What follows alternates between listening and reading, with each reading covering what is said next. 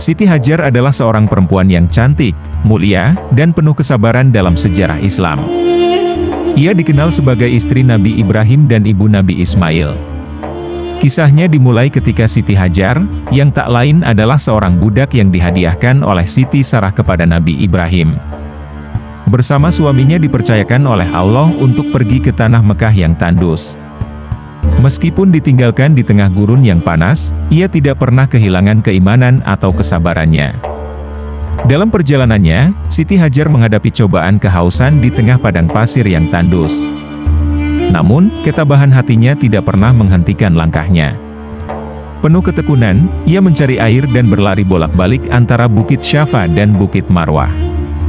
Pada akhirnya, melalui mukjizat Allah, air Zam-Zam pun muncul untuk menyelamatkannya dan putranya, Nabi Ismail. Kisah Siti Hajar ibu Nabi Ismail ini menginspirasi umat Islam dengan ketabahannya, ketulusan dalam berdoa, dan kepercayaan yang kuat kepada Allah. Ia adalah contoh nyata tentang bagaimana keimanan, kesabaran, dan keberanian dapat membantu seseorang mengatasi segala cobaan dalam hidup.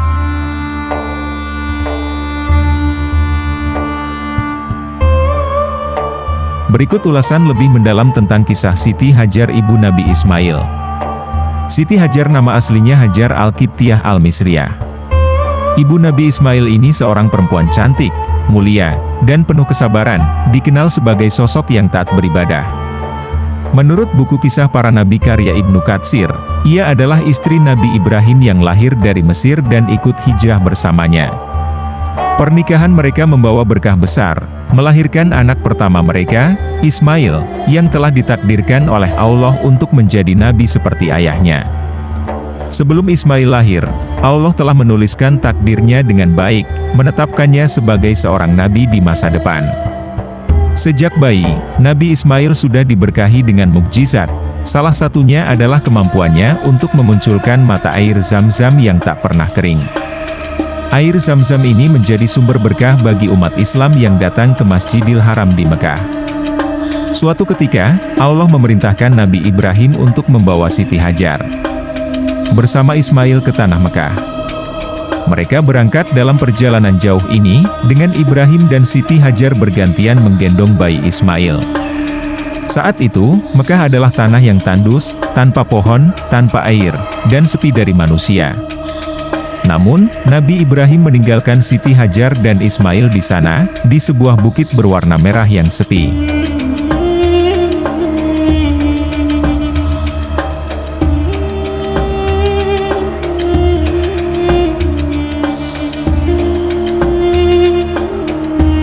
Dalam riwayat, disebutkan bahwa meski Siti Hajar menangis dan memanggil nama suaminya, Nabi Ibrahim tidak menoleh sekalipun. Beliau hanya memandang ke depan, yaitu seluruh wilayah yang gersang dan panas tersebut. Ya Tuhan kami, sesungguhnya diriku telah menempatkan sebagian keturunanku di lembah yang tidak mempunyai tanam-tanaman di dekat rumahmu yaitu Ka'bah yang dihormati. Ya Allah, yang demikian itu agar mereka mendirikan sholat. Jadikanlah hati sebagian manusia cenderung kepada mereka dan berikanlah rizki dari buah-buahan, mudah-mudahan mereka bersyukur.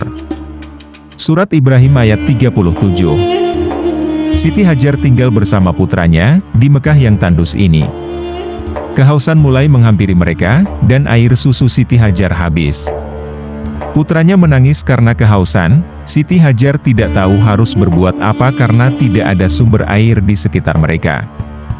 Ia akhirnya memutuskan untuk berlari bolak-balik antara Bukit Syafa dan Bukit Marwah dalam pencarian air.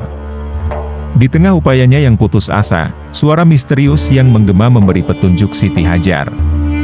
Ternyata itu adalah suara malaikat Jibril, yang memberinya arahan untuk meletakkan Nabi Ismail di suatu tempat. Tanah tempat kaki Nabi Ismail menyentuh itu tiba-tiba memancarkan sumber air segar. Siti Hajar segera meminumnya, dan air susunya kembali keluar, sehingga ia bisa memberi minum Nabi Ismail. Mukjizat ini menjadi asal-muasal air Zam-Zam, yang berasal dari kata Zam-Zam, yang diilhami dari perkataan malaikat Jibril yang berarti berkumpul. Kini, sumur Zam-Zam tidak pernah berhenti mengalirkan air, menjadi berkat bagi umat Islam yang datang ke Mekah untuk ibadah haji atau umroh. Kesabaran, keteguhan hati, dan kepercayaan Siti Hajar kepada Allah dalam menghadapi cobaan ini menjadi inspirasi bagi banyak orang dalam menjalani perjalanan hidup mereka. Sesungguhnya Syafa dan Marwah merupakan sebagian syiar agama Allah, maka siapa beribadah haji ke Baitullah atau umroh, tidak ada dosa baginya mengerjakan sa'i antara keduanya. Siapa yang dengan kerelaan hati mengerjakan kebajikan, maka sesungguhnya Allah Maha Mensyukuri, lagi Maha Mengetahui. Surat Al-Baqarah ayat 158.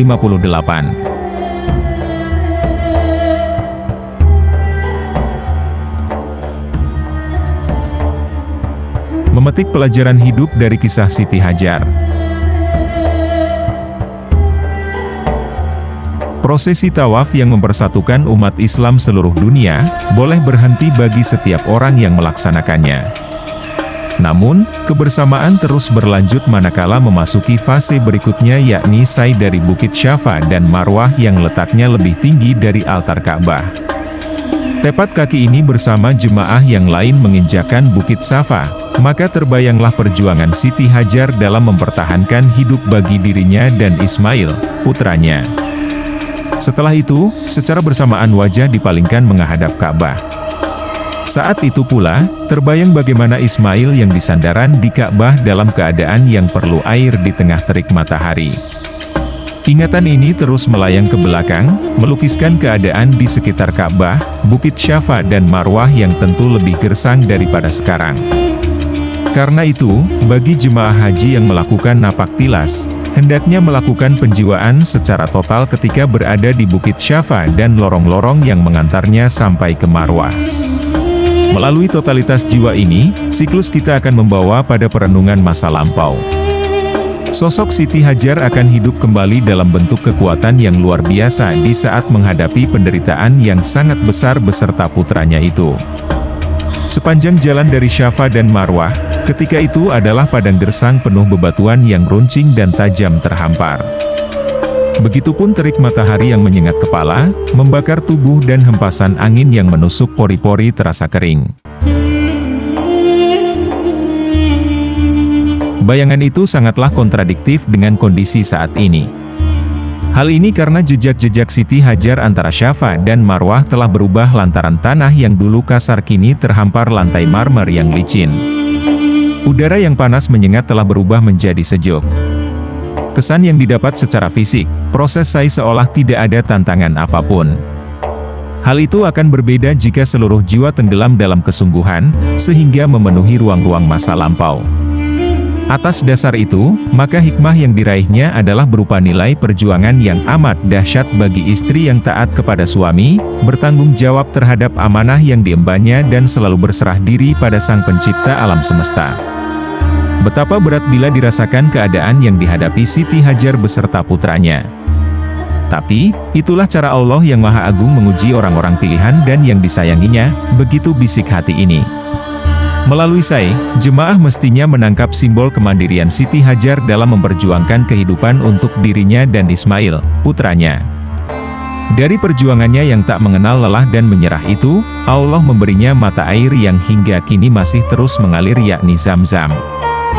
Hadiah dari Allah itu bentuk kasih sayang atas kesungguhan dan ketabahan dalam memperjuangkan kehidupan Siti Hajar. Ini hendaknya menjadi pelajaran penting dalam kehidupan umat Islam yang berjalan, dan kadang berlari kecil antara Syafa dan Marwah. Keadaan jalan yang menuju dua bukit itu ada kalanya mendatar dan ada kalanya naik. Mendatar seolah mencerminkan jalan kehidupan ini kadang menimbulkan perasaan tenang, baik dalam himpitan maupun kebahagiaan.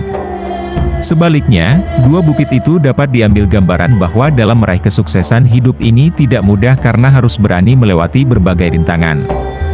Kunci untuk keberhasilan ini juga harus disertai dengan tawakal dan tindakan nyata, bukan bertopang dagu dan bermalas-malasan.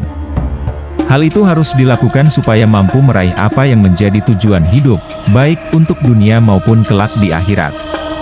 Tokoh Sufi Jalaluddin Rumi mengatakan, tawakal dicintai Allah. Tuhan telah meletakkan tangga di depan kita agar kita mendaki hingga puncaknya. Anda punya tangan, mengapa tak direntangkan? Anda punya kaki, mengapa hanya duduk saja dan tidak berusaha bangkit dan berjalan? Jika Anda ingin bertawakal, maka bertawakallah melalui pekerjaanmu, yakni tebarlah bibit, barulah bertawakal. Tawakal yang dicontohkan Siti Hajar itu telah melibatkan seluruh kekuatan tubuh dan kekuatan batin. Pasalnya, ia gerakan kaki dan tangannya untuk terus berusaha menembus padang gersang mencari kehidupan. Kekuatan batinnya adalah menyandarkan sepenuhnya kepada kasih sayang Allah, sehingga menemukan mata air Zam-Zam. Hikmah lainnya adalah, melalui proses Sai, telah mengajarkan kesungguhan dalam segala hal, baik dalam menjalani kehidupan secara fisik maupun rohani. Nabi Muhammad SAW bersabda, "Sungguh, Allah sangat senang jika salah satu di antara kalian melakukan pekerjaan dengan sungguh-sungguh." Kesungguhan itu telah dicontohkan Siti Hajar melalui perjuangan antara Syafa dan Marwah. Kini jemaah haji kita telah melakukan prosesi spiritual di antara dua bukit itu melalui proses Sai. Harapannya, setelah kembali ke kampung halaman bersama keluarga, para jemaah haji kita lebih istiqomah dalam menjalankan ibadah, dan dapat mengalirkan kasih sayang bagi sesama, seperti mata air Zam-Zam yang bisa dirasakan setiap orang. Semoga seluruh jemaah haji kita bisa menjadi haji yang mabrur.